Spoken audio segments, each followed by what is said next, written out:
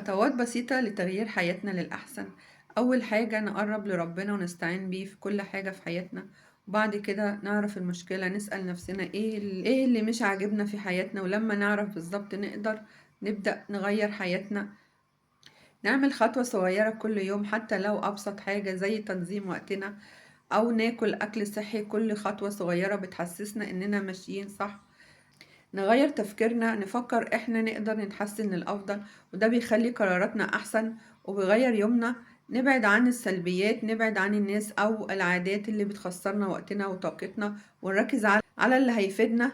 متستسلمش، أكيد هتقابلنا صعوبات، بس نكمل ونقوم بعد أي موقف صعب أو إحباط يحصل لينا. الحياة مش محتاجة تغييرات كبيرة مرة واحدة، محتاجة خطوات صغيرة وثقة بنفسنا أكتر. هنلاقي حياتنا بدأت تتغير للأحسن. ما تنسوش اللايك والاشتراك ورأيكم في التعليقات عشان نتعلم من بعض.